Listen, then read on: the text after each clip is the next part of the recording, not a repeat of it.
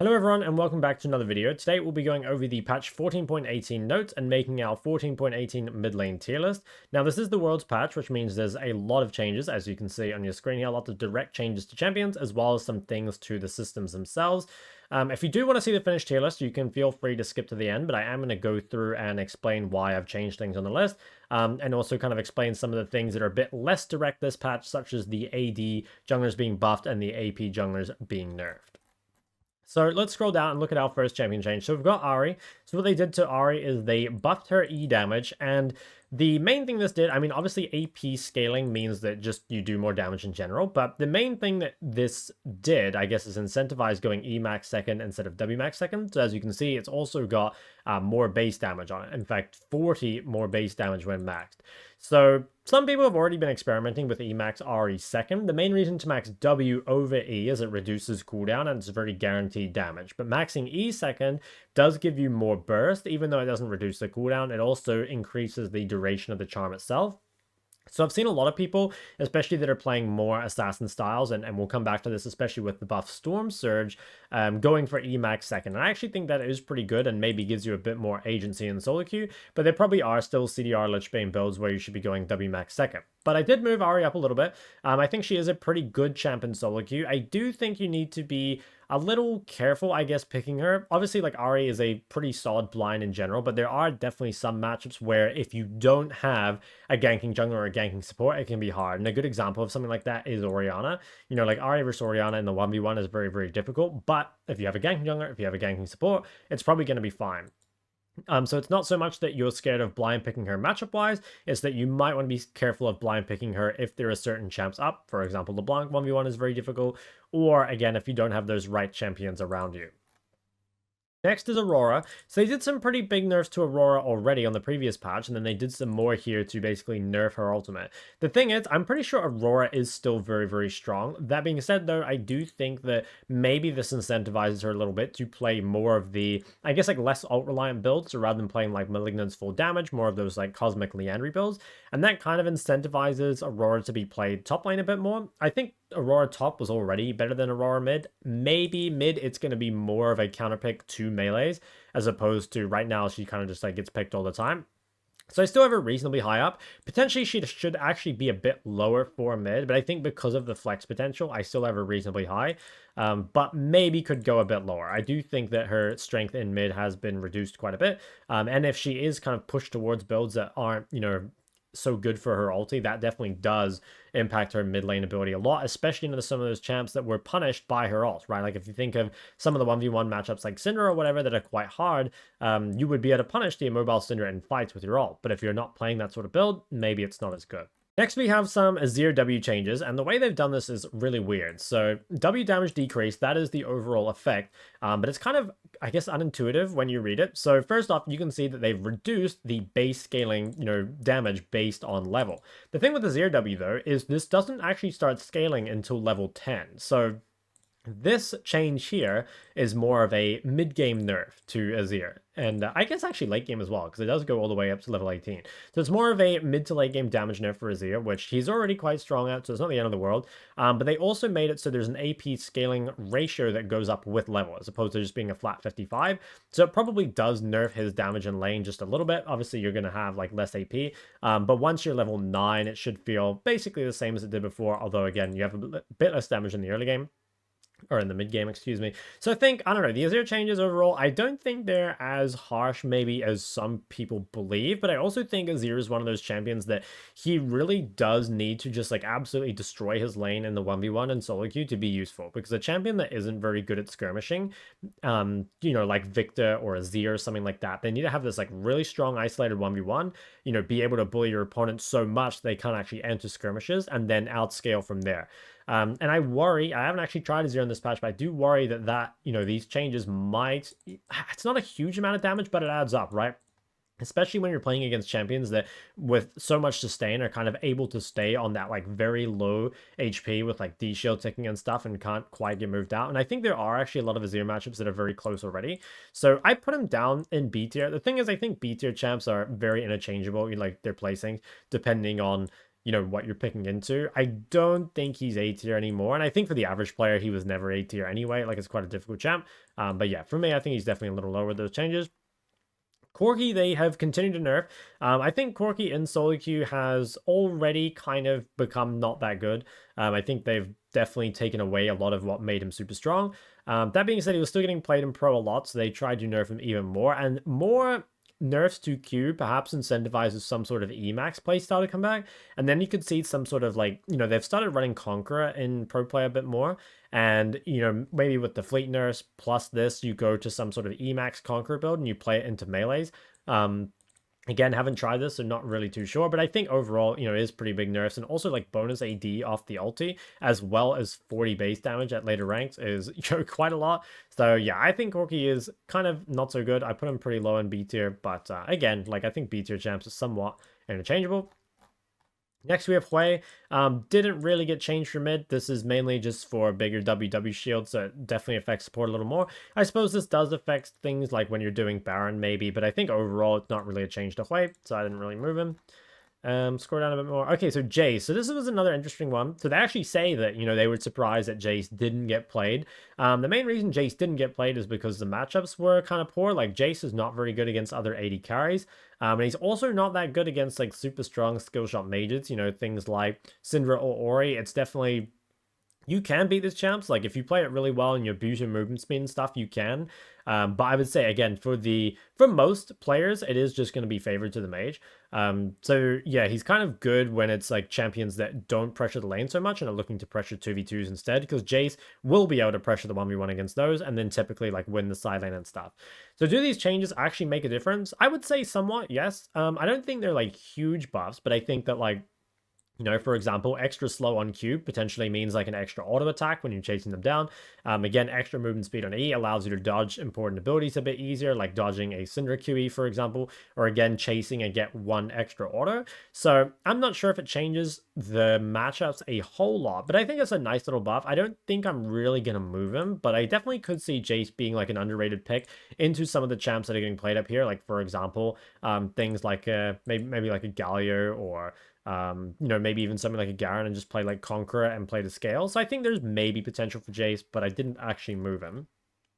So Lissandra got nerfed a little bit. Lissandra was already like very, very good in solo queue. And I think this percent AP scaling nerf, I mean, it definitely affects like her late game, right?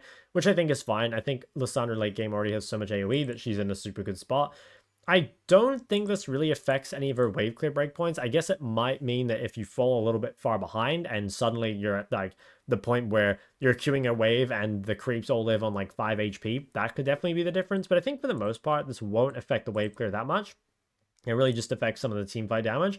But a lot of the teamfight damage comes from your AoE spells and your passive as well. So I still think Lissandra is really, really good in solo queue. And also, she is a good counter to a lot of the other, you know, strong picks up here. So that's something worth thinking about as well.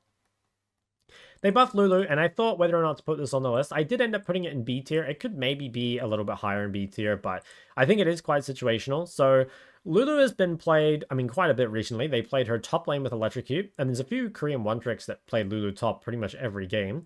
I think Lulu mid with AD jungles is actually not bad. Like, if you play something like Lulu with Kindred, I think that is actually quite strong. Again, especially into some sort of melee champs. And also, there is the added bonus of if you pick Lulu, like, no one's going to expect it to be going mid most of the time, right? And that should mean that you, on average, get better matchups. I do think that there are things like, you know, really strong lane bullies like Syndra Ahri that I think could be tough for Lulu. I think there's also champs that can kind of just push and scale that could be pretty tough. But if you get into something that, again, wants to play 2v2, like, I could see Lulu being a good counter to something like Ahri, because I don't think Ahri can push around the 1v1, and then Lulu's 2v2 with something like a Kindred, like, there's no way Ahri would be able to burst that down. So potentially, there is actually some situations you could use this at the moment. So I put her on the list, but I'm not actually sure how strong she is. Scroll down a little bit more. Nasus, so they've tried to kill off Nasus mid by reducing the amount of damage he does with his E-poke, which, yeah, I mean, less damage here by quite a bit at max rank. Goes down, obviously, a little bit every rank. And then the damage per second is down a lot as well. So I think that I'm not sure if Nasus mid is completely dead. Like, it still has flex pick potential, so I still put it in here. But I think it's definitely gonna. There's gonna be matchups that you were able to play before. You know, being able to consistently poke them out that you probably won't be able to do anymore. Yeah, overall, I think you could probably still play them, but I'm not sure it's really gonna be better than playing other poke mids anymore. Rumble got some nerfs as well, and I've actually been playing a lot of Rumble mid, and I think it is really good into the AD mids that do get played because you can rush Zhonya against them, and also again, it's really good for flex potential. Plus, it's just a good solo queue champ in general. Like, has a strong laning phase and really strong team fighting.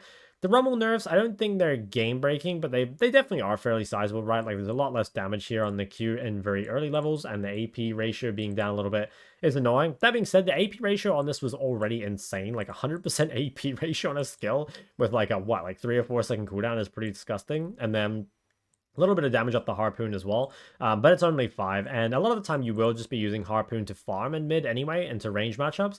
It's more, I think, targeted at top lane where the E is going to be used to poke over and over, and so that doesn't make a huge difference for mid. So I think Rumble is still pretty solid.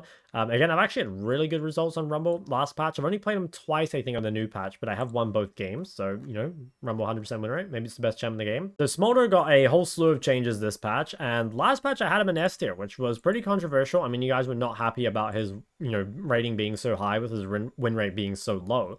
But I think that came really from the average player, even like high elo players, misunderstanding of playing Smolder. And I really realized this when playing an EUS Master. I would play against Smolders in mid lane that just really misunderstood how the champ was meant to be used. So I think the normal player kind of thinks that Smolder is like this super scaling champ that, you know, you hit 225 stacks and then suddenly the game is over. And that is somewhat true. Like, Smolder does have insane scaling, but you should think of Smolder a lot like a champ like Victor or Azir. Like, Smolder actually has an insane laning phase. Or at least he did. We'll talk about these changes in a sec. Had an absolutely insane laning phase. Like, you'd be able to poke out just about everything by using your grasp and just trading every time your Q is up. It was actually very, very hard to beat Smolder in lane unless you're playing, you know, specific counter picks to him. And that meant that, you know, because Smolder was a 3-wave flex as well, you know, it could be played top into tanks, it could be played bot all the time. It was actually really, really hard to consistently beat Smolder as long as people knew what they were doing. And if you went and watched like a lot of high-elo Korean VODs, you know, from the last patch, you would see, again, these pro players just solo killing other lane boys. Like, I remember watching this one game of Chovy versus 1200 LP of the year, and he solo killed him twice and took his turret, you know? And obviously, somewhat that is like, okay, well, yeah, Chovy's a really good laner, but I think that, you know, again, the average player playing this just like an AFK scalar mid, and that's what I saw playing an EUS Master, was I'd play against people that really just gave up the laning phase and were trying to get stacks instead of like playing aggressively and queuing your opponent on cooldown instead of the creeps. And that was just like not how to use it at all. I mean, it was definitely misplayed. But okay, let's look at this. So how does that affect this playstyle? So definitely, it definitely does, right? So like less base HP means you're a little more killable. That being said, this is only like what? Like one more auto, I suppose. So it's not like a huge difference. In fact, it's not even a whole auto. But potentially makes a difference some of the time. 5 less damage off this as well. Again, it's not huge. I suppose it adds up a little. I don't think it's a massive nerf to his laning phase. And then I think the W changes down here. I mean, again, it's like a little less poke, a little bit less wave clear, but I don't think it's actually like a super sizable kill, right? I could definitely see Smolder still being an A tier mid. And a lot of, you know, challenger players on Korea are still playing Smolder. That being said, I think he has become more of a counter pick. And so there's a couple reasons for that. So one is, and I'll talk about this a bit more in depth later, but one is that they've nerfed AP junglers, and so that means it's more likely that the enemy mid is going to be AP. At least before, it was a bit difficult to play AP mids because you would always have an AP jungle, and if you play double AP mid jungle, then you just give over a free Merc Treads. But now it's like, okay, playing Smolder against something like, let's say, LeBlanc Lee Sin is way harder than playing Smolder against something like Corki Lilia.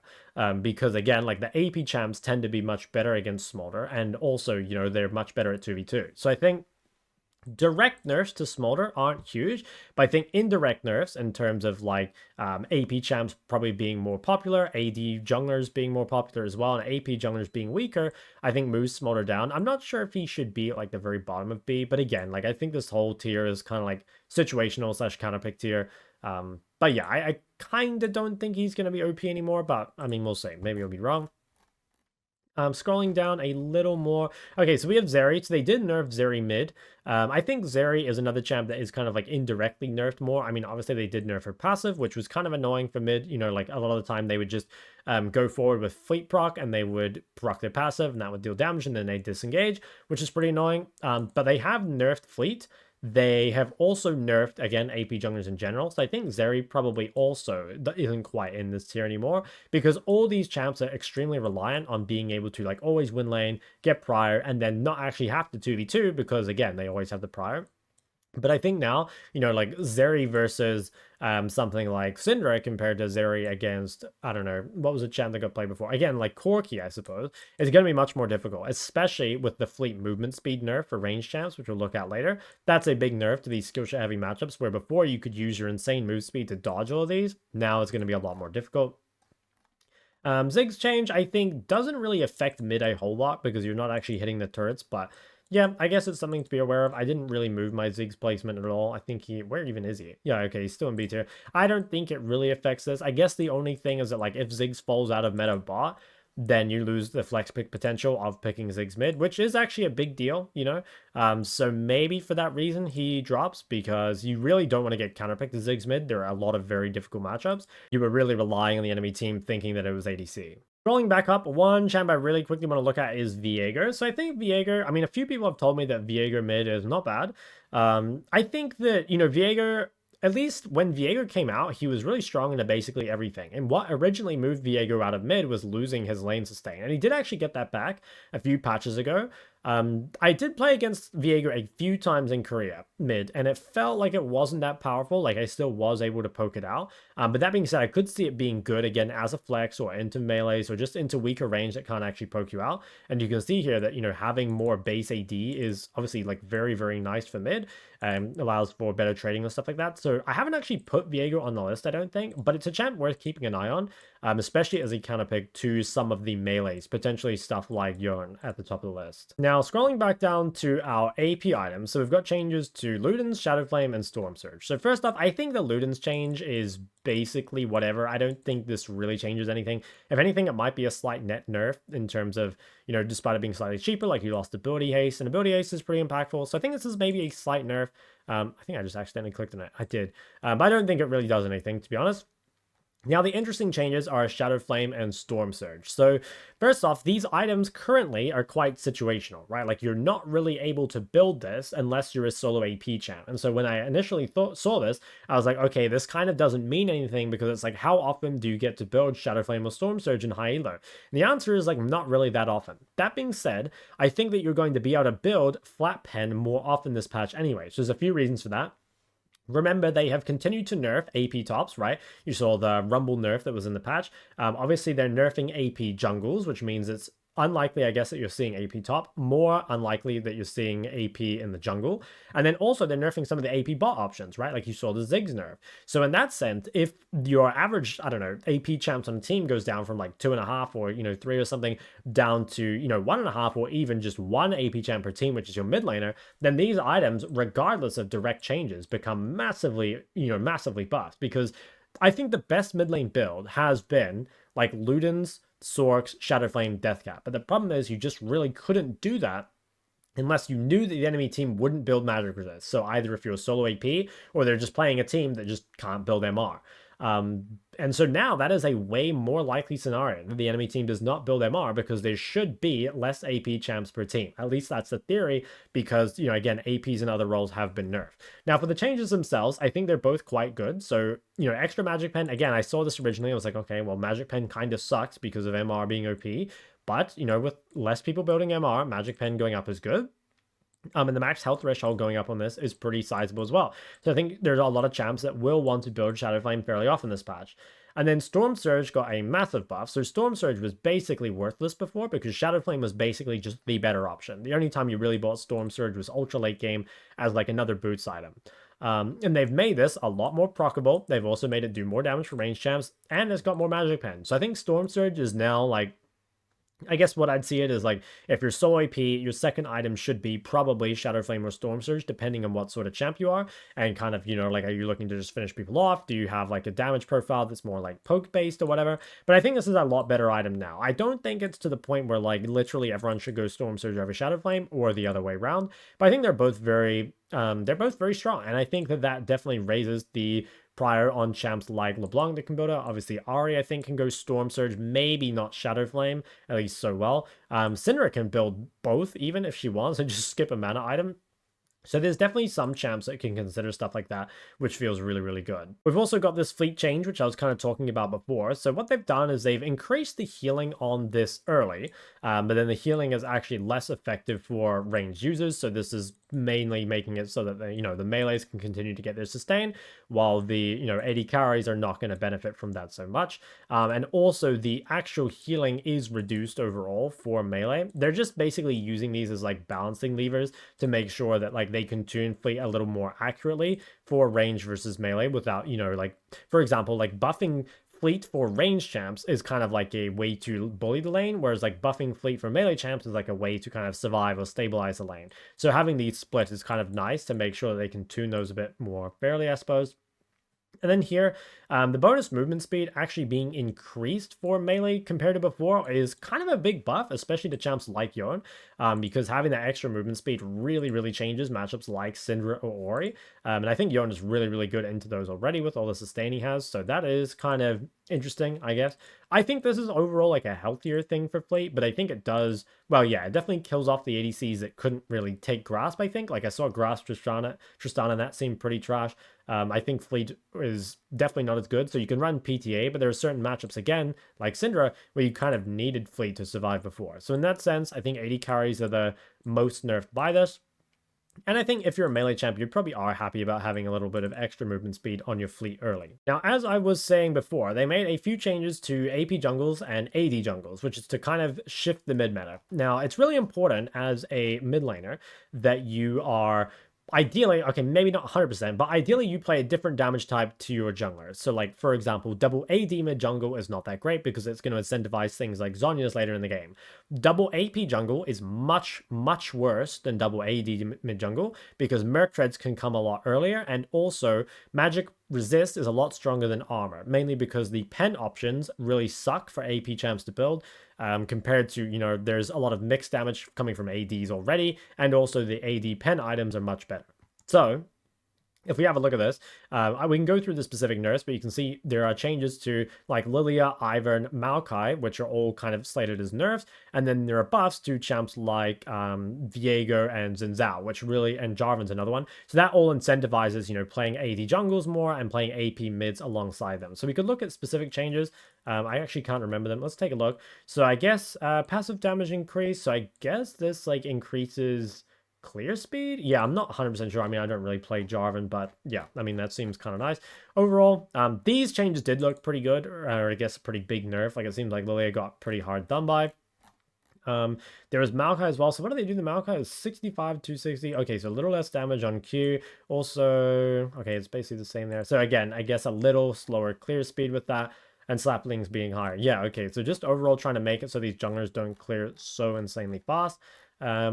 Oh, there's Vi changes as well. Yeah, so I guess like the TLDR is just like trying to shift it back towards AD jungle and AP mid, which again really incentivizes these sorts of champs like Ahri and Lissandra and LeBlanc. A couple other champs I really quickly want to mention before I just talk about A tier in general is W Max Vladimir and Kassadin. So W Max Vlad is something that's been getting a lot of play in top lane, mainly because you can just like super out sustain. I haven't actually seen a single Vladimir mid this patch, so I'm not actually sure if I want to change his position, but it does seem like W Max Vlad top is quite strong and is able to trade really well into some of those bruises and just out sustain. I feel like mid, I guess the problem is that like even with WMAX making you functionally invincible, you're going to have relatively low wave clear, because even though you do have high wave clear when your W's up, it's got a long cooldown, and I think some mages may just spam push you in. That being said, I haven't actually seen it, so I'm not 100% sure. Since I've been playing on EUS recently, I have seen so many Kassadins, so I feel like I want to talk about it. I still think that Kassadin in solo queue is not that valuable. I've played a lot of games against Kassadin, and it feels like almost all of them, I think except maybe one, you're just able to snowball the game so heavily before the Kassadin is able to actually have impact. And it's not necessarily snowballing against the Kassadin, but really just making life difficult for the enemy jungler and the enemy side lanes and stuff like that. Now, if Kassadin does get a lead early, it can snowball out of control. I do remember one game where I died to a Shaco gank at level 3, and Kassadin got the first bottom me, and then that Kassadin went absolutely nuts. So I think if there is a way for you to, find a snowball, it can be strong. Personally, though, I still think it's not that good. That being said, if AP champs start to get blind picked a bit more, especially the ones that are actually quite weak and just straight up 1v1. So for example, if Talia starts getting blinded more, or maybe people start blinding Ahri more, I could definitely see these being, good opportunities for like some sort of early game build, electrocute Kassadin to snowball. And so maybe I could see him making his way somewhere up here in the B tier. But because I haven't actually seen that on this patch yet, I'll probably keep it here. But this is one to keep an eye on. I think that with the meta shifting more towards, again, AD jungles, AP mids, there is more potential for Kassadin to be a solid counter pick on this patch. Finally, I'll just talk briefly about the S and A tier. So LeBlanc is still super OP. Like, her items got buffed this patch, which is really nice. She's a great Shadow Flame or Storm Surge buyer.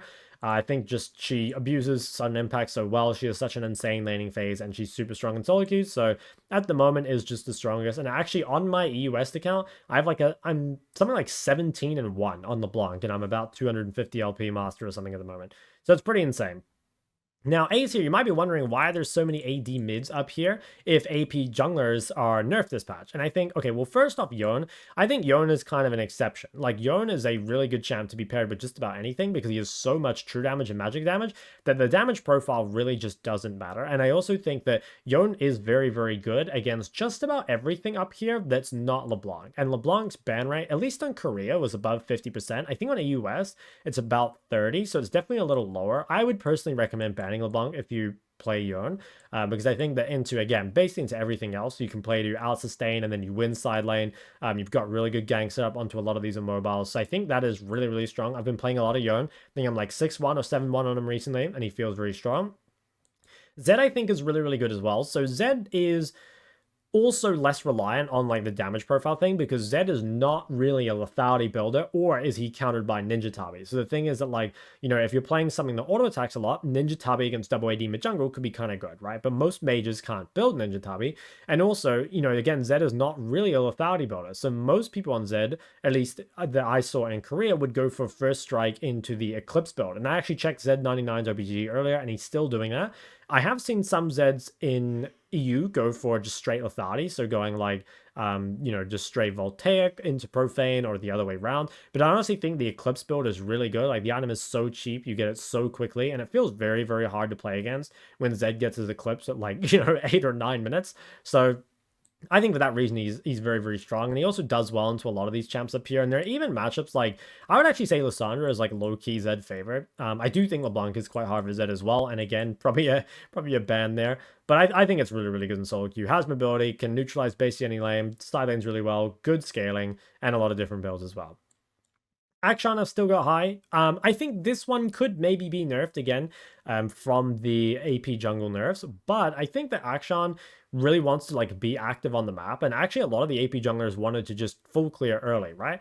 So actually having a more aggressive jungler and looking to make plays and stuff, I think actually benefits Akshan. So if the game is like not faster pace per se, but just like more skirmishing as opposed to like, tempo and invades, I think that actually benefits Akshan. And I think Akshan is just a good solo queue champ of just getting fed randomly, kind of like Katarina, but actually has a strong laning phase. Now, there maybe are nerfs to Akshan in the sense that, like, well, champs like Syndra and Hwei deal quite well with him, and those champs are definitely better this patch, again, because of the AP jungle nerfs. So I'm not sure. Maybe could see him going lower.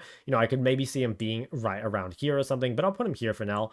And then otherwise, I mean, most of these are kind of the same as last patch. We kind of talked about Ahri and Lissandra already.